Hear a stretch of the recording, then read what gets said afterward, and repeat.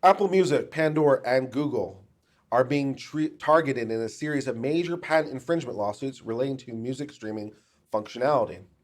Post Media Systems, an obscure company that's best known for previously suing Spotify and iHeartMedia, has filed separate lawsuits against Apple Music, Pandora, and Google in Illinois. Post Media alleges Apple, Pandora, and Google Music, violated four patents held by Alan Bartholomew, a software developer. Bartholomew also owns SoniClear, a digital recording and automated audio transcription company. These vague patents, thank you for the editorializing. These vague patents relate to the transfer of data over networks. In the lawsuit, Post Media explained that Bartholomew is nearing retirement and wishes to secure his financial fortune, blah, blah, blah. And then it goes on to say this isn't Post Media's first time filing potentially frivolous lawsuits against music streaming companies.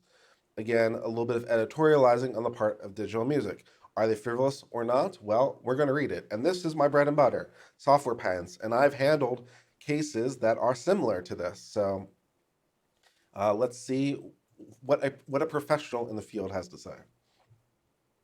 And as we mentioned, they've sued all these companies separately, but for no particular reason. I just chose to do the one against Apple. Why not? So we've got the parties, we've got jurisdiction and venue, no one cares. We got some background information. We got raised, just the superfluous background stuff. Raised in a family with a Quaker background. Do I care? I do not. Now nearing retirement, I don't care. They have the assignment of the rights. Sure, great. All right, count one, infringement of patent number. We'll say this the way patent lawyers will. Infringement of patent number 310. We patent lawyers always refer to it by the last three numbers. As you can see here in number 13, they call it the 310 patent. That's how patent lawyers refer to it. So let's read the 310 patent, or at least part of it. So this is the 310 patent that is at issue, part of the issue in this case. It is titled A System and Method for Creating and Posting Media Lists for Purposes of Subsequent Playback. Now, the first thing that we want to take note of as we are interpreting this together is the priority date. We can see this has a priority date back to 2000, November 2000, and that's really important because when we're interpreting claims and we're interpreting things, we look at it at the time of priority. We look at to when the invention occurred because a lot of these things may seem very obvious and routine to us today, but we have to put ourselves in the mind of a person of ordinary skill in November 2000. So we'll all go back in our minds in way back land and try to determine exactly what that means. Now in 2000, obviously, music streaming was at its most primitive form. I believe Pandora existed around this time, but most other music services didn't. So let's just keep that in mind as we're interpreting it. And we will interpret this in view of claim one.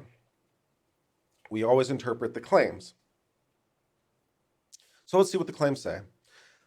A system for sharing media for playback comprising a first computer system configured to connect to a server via a communication network. Okay, there's a computer network. Wherein the server comprises references to audio data stored in the server, where the audio data is from a plurality of services and stored in condition for playback. So a server has access to audio, and this audio comes from a plurality of sources. So that can mean a couple different things. It can mean that we're coming from a couple different drives, or it can mean that's coming from a couple different providers, or whatever. So this server could have it centralized, and they came from there, or it's pulling it from a couple different places. But we know that there's a plurality of sources, and the server is the mechanism that's going to be able to give it to the client. Makes sense. Wherein the first computer system is configured to obtain the references to the audio data. Right, so the system is configured to obtain the audio data and the references to the audio data. When you're thinking of references, you're thinking metadata. Wherein the first computer system is configured to create a mediagram specified by a creator user, wherein the mediagram comprises the references enabling playback of the audio data wherein the mediagram comprises an atomic unit, and here atomic just means an indivisible unit. So whatever this atomic unit is, it can't be further subdivided. This is a self-contained thing. Wherein the atomic unit has at least one reference to the audio data and a set of media attributes. So what we're doing is we have a computer system configured to create this message, basically. And this message comprises a reference that enables playback. So that could be like a URL or a hyperlink, or it could be some other sort of mechanism that would enable you to retrieve the audio. And this mediagram, this message, must have this reference to the audio data and some media attributes. So it must contain essentially the equivalent of a URL and the equivalent of some metadata. So this has two things at least in this message. Where the computer system is configured to publish the mediagram to the server by the communication network. Publish here can mean a couple different things, but we'll interpret it broadly. So by publish, we just mean communicate, because to publish something in sort of libel law just means merely to recite it, merely to, I'm literally publishing my words as I say them right now, even though they're not being written down in any sort of form. This counts as publication. So we'll interpret it in that way. We'll interpret it broadly. Wherein the server is configured to receive and store the mediagram that comprises it. So we receive this message and we can store it. That enables the playback. Okay. Where the mediagram is referenced in an order list on the server. Okay, so the server's keeping a list of all these messages that it's sent in some sort of order, presumably time, but it doesn't say. Wherein at least one other peer computer system is configured to connect. Okay, so we've got another system also now connecting to the same network. Wherein the network is configured to cause the ordered list comprising the mediagram to be displayed, so we can retrieve the entire list of all these mediagrams in a way that enables the user of the other system to select an item for playback. So we have a list of all these messages and we can select them. So now we're thinking more in terms of like how modern music streaming might work, in terms of specific song location or specific playback of lists. So I have a list of songs perhaps, and I'm going to click this list and I'm going to obtain the list. Makes sense. Let's see, where were we? Where the order list and its contents are altered dynamically as a result of input. So now we're thinking maybe of making certain song playback more likely by liking it, or we're thinking about excluding certain content. So this is something Pandora was kind of doing, right? And where the media attributes contained in the mediagram is changed on the server, and said server is configured to propagate the changes to the mediagram automatically. So we're thinking about when these changes are made by the user, presumably liking, disliking content, excluding content. We're going to alter this message in some way so that we know it for the future. So in the future, when you click on this playlist, you're going to get the new playlist in the future based on changes you made. So a lot of this is very similar to Pandora, but in terms of us trying to interpret it together, we have to be careful, because I think there are elements here that are not in Pandora. I mean, they're very minor elements that are not in Pandora, but minor elements count when we're in patent law, because you're looking to non-obvious elements. So a lot of this is Pandora, but a lot of this also, at least on my gut impression, is not obvious in 2000. There's these specific tiny configuration changes that are being made that, you know, they're kind of an arbitrary thing to do, but they're not an obvious thing to do. There's a lot of other ways you could do it. And it's not particularly obvious to do it in this particular way. And when you're thinking about obviousness, it basically has to strike you as, well, of course someone would do it that way. And it doesn't strike me as that kind of thing, where of course someone would do it this way. This is like, yeah, it's a reasonable way to configure a system. It's not obvious. It's not, you know, it seems okay on its face. So I don't see this as a problem under patent law. But let's go to the claims, to the statute or to the lawsuit, and see what they have to say about it. The inventive elements of the 310 patent resolve technical problems related to specific functionality of the computer to post, share, and playback media, overcoming posting and interface issues to different computing systems on a shared network. The claims do not merely recite the performance of some business practice known in the pre-analog world. So here we're thinking about Alice, my case I don't want to ever talk about. But I would tend to agree with them. This is not a problem under Alice, at least as we all know it and love it as of it exists today. This is not a problem under Alice because I would agree. This is not merely saying taking something and merely applying it. This is solving a technical problem. It's not routine and conventional. I agree. The technology does not preempt all the ways. Right, and that's another thing where you see that as a problem in patent law. If you write it in such a way as to preempt all possible uses, that doesn't fly. It's too broad, basically. And I agree. This doesn't preempt all possible ways. There's other ways of configuring this type of technology other than the way they've chosen to do it. Accordingly, each element recites a combination of elements sufficient to ensure the claim amounts to significantly more than an eligible concept. I tend to agree. Upon information, belief defendant has directly infringed by making, selling, importing, or providing, causing within authority a system directed to specific functionality and feedback. Maybe, but then we're getting into the weeds of the patent law, right? We're getting into exactly how does Apple do it in their back end. I don't know enough off the top of my head to say like, well, how does Apple exactly configure their systems? How do they exactly like do their databases? When they store things, do they store it with this atomized message? Does that atomized message have at least these two elements, and so forth and so on? So there's not enough on its face to make it clear to me that Apple's infringing. They might be. Blah blah blah blah blah blah blah blah blah, aided and abetted, blah blah blah, and they're contributory infringer. So this is nowhere near sufficient for us to be able to analyze the underlying question of infringement, nor does it need to be. In US law, we have what's called notice pleading. All you have to do is put people on notice as to basically what you're accusing them of. And this is more than enough for notice pleading. Hey, Apple, we have this patent. We're the owners of this patent. We're the only proper people to own this patent. We think that it passes the test under Alice. We think it's novel and non-obvious, and we think you're infringing.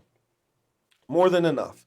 Now, then Apple can defend this a couple different ways. They can say, no, none of that, no, it is obvious. That you think could go into the prior art issue. They could say, no, there's prior art. This could say that this shouldn't have been granted because there's prior art. They could say it was an obvious combination of prior art. They can say it doesn't pass Alice. They can say we're not infringing because we don't have each of these elements in terms of how we're doing it technically. We're doing it in a different way technically. So yeah, it's a perfectly reasonable patent complaint, perfectly reasonable patent. We don't have anywhere near enough information to make a decision. A track is an atomized message. I mean, I don't. It's not the way it's defined in the patent law. I don't think it is. I mean, if we go back to how they defined it, this mediagram, right? Comprising. Okay, let's read it again. Configured to create. The first computer system is configured to create a mediagram specified by the creator user. So again, who's doing it is another feature of this that we'd have to prove. It has to be done by the user, as opposed to being done by some automated means or being done by a third party or being done by whatever. It has to be specified by the user. Wherein the mediagram comprises a reference enabling playback of audio data, wherein the mediagram comprises an atomic unit having at least one reference to the audio data and a set of media attributes. I don't think an audio track qualifies. I mean, an audio track is audio data, but doesn't have media attributes, not unless you're like, but you'd have to include that, right? If I just give you a track of audio, I didn't give you any media attributes. I mean, you could divine them, you could derive them, for example, the time, but the message has to include that element. It can't just be like implicit. I have to explicitly give you some metadata. So like, no, a standard track on CD would not meet this element. MP3 FLAC? Maybe, but even MP3s don't necessarily have media attributes. They can, but you can have an MP3 or even a FLAC that doesn't have any metadata. It can be blank, right? I mean, you can create a blank MP3. It has at least a file name. Is that a media attribute? A file name is a media attribute? Let's see if it's a media attribute. How do they define media attribute? We can get into the weeds together.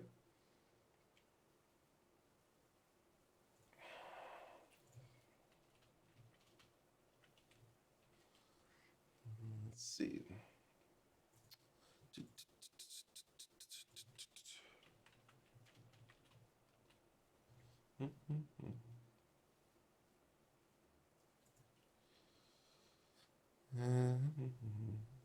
I need the entire spec.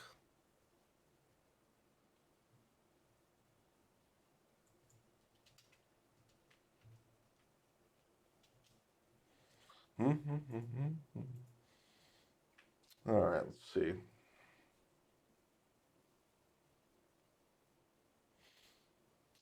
Well, they talk about dynamic attributes. Other type of information may include attribute information. It doesn't say what it is. Attributes, enter attributes associated with a media file. Let's see. Combine attributes. Do you actually define what attributes are?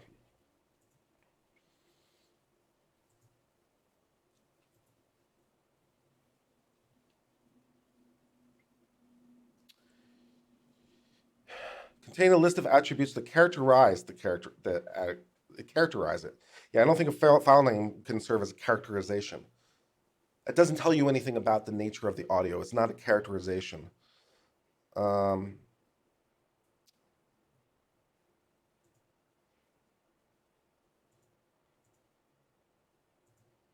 yeah, I don't think it qualifies as an attribute because it doesn't characterize the audio.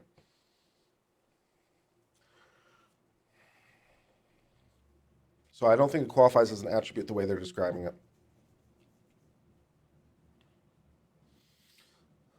Let's see about figure element 1150. See if that tells us anything that will be helpful.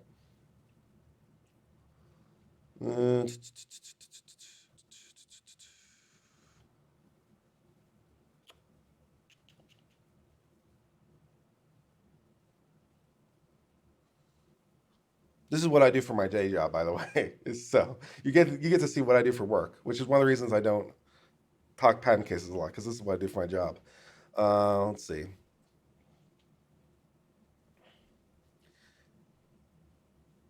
And this is a cartridge distribution for three-frame display. Blah blah blah blah blah blah blah.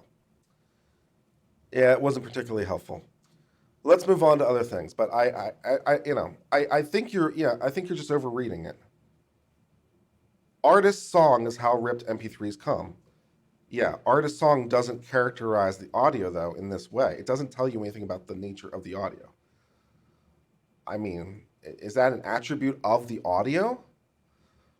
Um, Anyways, pressing on. These are the kind of things we debate about in patent law all the time. All right, so next up, we've got the 175 patent. So let's read the 175 patent. This again has a priority date of 2000, so this is the same priority date. So this is probably going to look very, very similar to what we just read because this is going to be a continuation from a common parent case. So they have a common spec and they're going to read very similarly. But let's read it. A system for sharing media for retrieval comprising a first computer system configured to a server. Again, we have a computer network, where the computer system is configured to create a mediagram specified by the creator user, wherein the mediagram comprises an atomic unit having a reference to an audio and a set of media attributes where the atomic unit is a logical entity that's not further divisible. Yes, I knew that. That's the nature of what atomic meant. Said server configured to receive, store, and receive it. A reference in an ordered list wherein the position is within the ordered list based on popularity. Okay, so this is more specific because this has an additional element. Because before, remember, I said I assume it's based on time. Now, in this claim, they're saying no, it's based on popularity. That's an additional element. Configured to present the ordered list comprising said mediagram to at least one computer to enable the user to select the item for retrieval. Ordered list and contents are altered dynamically. Computer receive mediagram from a server. One computer configured to receive audiogram and to retrieve it. Yeah, no problem. This is going to be obvious in view of the other one. So these patents are tied together through a statutory disclaimer. So they're not, the one element is not much else, but yeah, it's enough for a patent. Okay. And again, you get into the exact issue of how does Apple do it? Even assuming they did everything from the first one, do they organize it based on popularity, or do they organize it based on time, or do they organize it based on some other characteristic? I don't know how they do their stuff internally. Blah, blah, blah, blah, blah, blah. All right, 832. Let us read the 832 patent together. Again, this is the same guy, same priority date. So again, this is going to read very, very similarly. Let's read it though. A system comprising a first computer configured to receive and store media content comprising media data, or data about media specifically, for distribution to a second computer from a first computer. So we're transferring media data. Creating a plurality of dynamic lists. So now the dynamicist nature of it is built into it. Each comprising a plurality of first lists, which are arranged in a dynamically modifiable order. You can change it on the fly. Says dynamically modifiable order being changeable in response to addition of a new item list. Okay, so you can add items to it on the fly. Adding at least one first reference to said media to first dynamic list. Yeah, when you add it, add it. Enabling access to the dynamic list in accordance. So once you change it, have access to it. Makes sense. Comprising a hierarchy of lists that are interrelated. Again, this is going to be a new element. We didn't have this before. The hierarchy being navigable. So now we have some sort of like tree-like structure. When I think hierarchy, I immediately think tree. The second computer is configured to receive the list, display the list, receive user input, selecting an item from the list, and download the media data. And the second computer is further configured to receive a notification that a media item has changed, download the media data, and notify the first user. So when there's a change made, we receive a notification, and we can download it in response to the change, and we can notify that the change has occurred. Makes sense. So here we're probably thinking about shared lists. So I think you can do this on Pandora where you can dynamically share your list with other users and they can change it. So if someone else changed it, then it would change it for you and you'd receive some kind of notification that occurred. So that seems to be what this is contemplating, is group shared lists. And one user changes it and it changes it for all other users. Seems to be what they're talking about based on a speed read. And again, it solves a technical problem. It's not merely routine. It doesn't preempt all ways, information belief, blah, blah, blah, blah, blah. Okay, and aided and abetted, and they are continuing to sell it. So yeah, basically they're infringing. Okay. And let us read finally the 181 patent. Same priority date, same inventor, same common spec. So again, we expect this to look very similar. A system comprising a computer configured to receive an ordered list from a computer. The ordered list comprising at least one reference enabling access to the media content, media attributes, and popularity rating. So now we're receiving an additional element. Now we're also telling you about the popularity data that wasn't explicitly recited before, and now that's a new thing. So when we're looking at patent law, we have to look and find each and every element. So yes, that popularity rating data is a new element that would have to be included to be infringing. That's the downside, right? The more things you specify, the harder it is to infringe because the more specific it is. But the easier it is to get the patent because the more specific it is, the less likely it is for prior art to read on it. Because it's like, in 2000, are you going to be able to find art that makes this obvious to do? Probably not. Display the ordered list. Receive a first user input selecting an item. Download the media item. Receive a second user input. Plurality of users. Providing a second rating from the external device for updating the rating data, receiving notification, and downloading it, where the ordered items is automatically changed. So now we got a plurality. We got that idea from the previous one, and we've made it more explicit. We've got a plurality of users. They're both providing input, and we're receiving some sort of dynamic change to this ordered list that's automatically modified based on the user input. And so that's basically how we would read that. Yeah, okay, makes sense to me. So they're infringing, they're doing bad things, blah, blah, blah, blah, blah. And we want a jury trial. So we want adjudication that they've infringed the patents. We want an award of damages, a declaration that this is an exceptional case. Probably not, but why not ask for it? And any other stuff you want to give us. Okay. So, It doesn't strike me as immediately trolly. It doesn't strike me as immediately problematic. I don't know enough to know whether or not any of these other companies are doing this. I mean, they're doing it in the broadest possible sense, but that's the whole thing in patent law. You can't look to the broadest possible sense. You can't say company X involved music streaming, and therefore all music streaming, anything that claims music streaming can't be patented anymore. That's not how this works. So I would imagine even today, Pandora, Spotify, and all of them are coming up with new ways of sharing stuff technically behind the background for all kinds of very interesting technical reasons in terms of making sure the content is available, increasing interaction, making sure, they want to get more customers. So anything that makes music more responsive or, makes it more enjoyable might give them a competitive advantage. So they're still developing in this space. So that's what we go.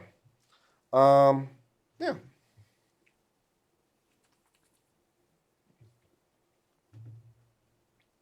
The advantage of it being a significant case is that it gets you attorney's fees. It gets you attorney's fees. So it's a big pile of money is basically the incentive if it's a significant case. But I don't think this qualifies. But you can always ask, why not?